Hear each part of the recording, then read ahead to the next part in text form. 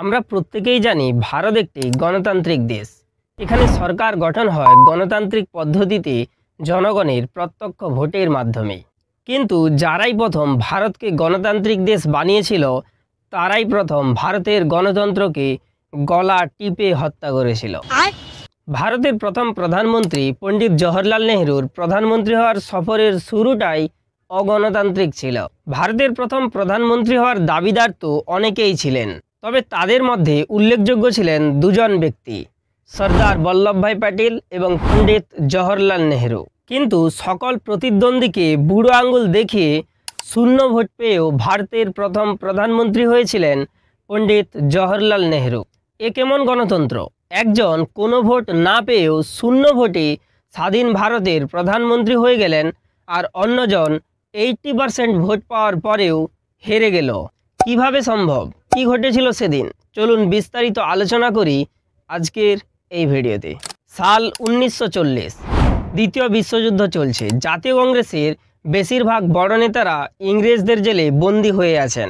ঠিক এই রকম পরিস্থিতিতে 1940 সালে জাতীয় কংগ্রেসের রামগড় সেশনে মৌলানা আবুল কালাম আজাদ জাতীয় কংগ্রেসের নব প্রেসিডেন্ট নির্বাচিত হন।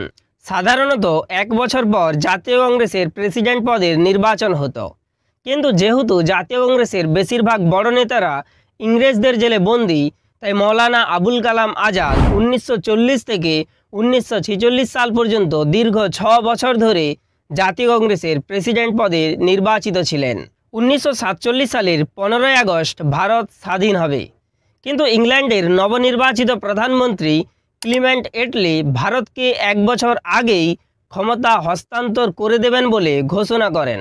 কারণ তিনি তার নির্বাচনী প্রচারে প্রতিশ্রুতি দিয়েছিলেন যে যদি উইনস্টন চার্চিলকে হারিয়ে তিনি ইংল্যান্ডের প্রধানমন্ত্রী হতে পারেন তাহলে ভারতকে 1 বছর আগেই তিনি স্বাধীন করে দেবেন।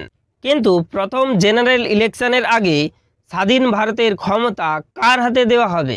কারণ দাবিদার তো অনেকেই।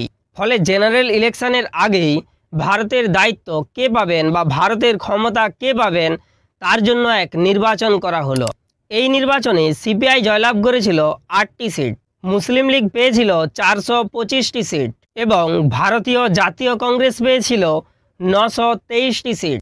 ফলে পাকিস্তানের সরকার গঠনের ক্ষমতা পায় মুসলিম লীগ এবং ভারতের সরকার গঠনের ক্ষমতা পায় জাতীয় কংগ্রেস।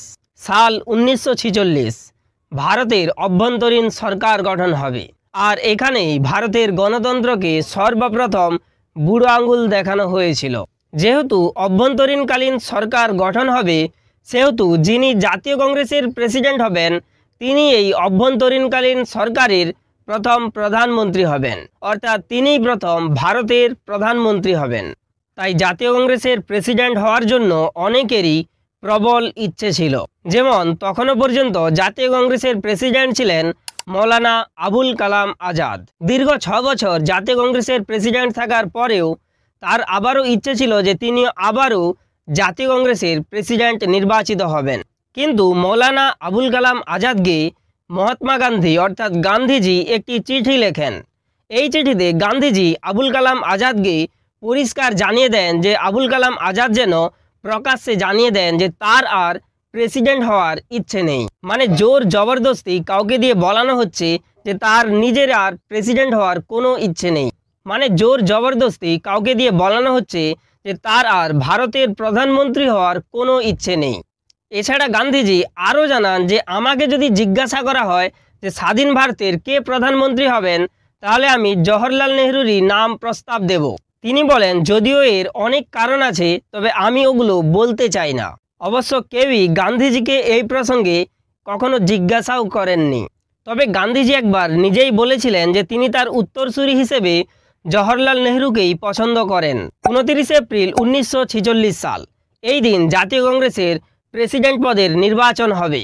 এই নির্বাচনটা খুবই গুরুত্বপূর্ণ ছিল, কারণ যিনি এই নির্বাচনে জয়লাভ করবেন অর্থাৎ যিনি জাতীয় কংগ্রেসের প্রেসিডেন্ট নির্বাচিত হবেন তিনি স্বাধীন ভারতের অন্তর্বর্তীকালীন সরকারের প্রধানমন্ত্রী হবেন।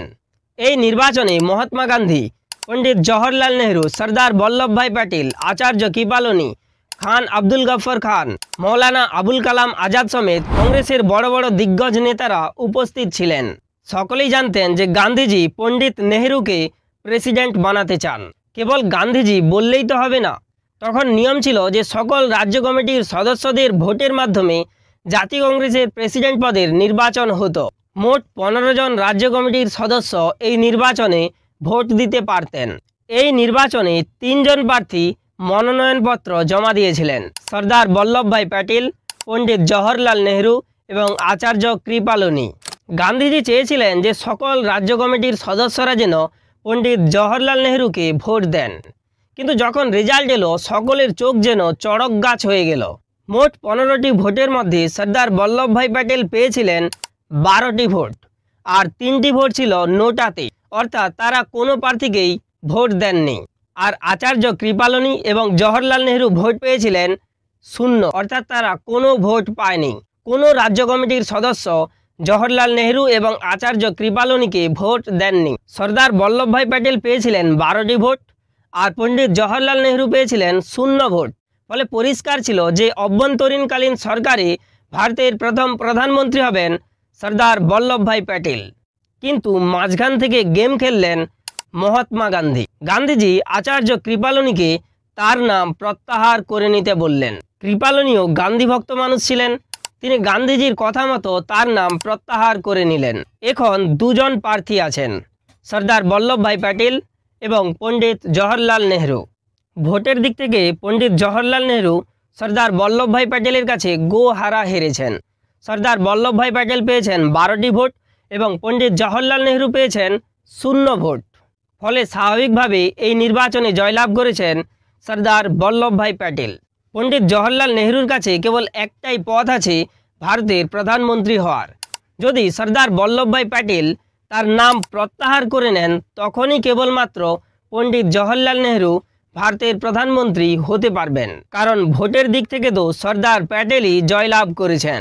গান্ধীজি নিজের হাতে একটি পদত্যাগপত্র লিখলেন এবং সেই পদত্যাগপত্রটি সর্দার বল্লভভাই প্যাটেলের কাছে পাঠিয়ে দিলেন।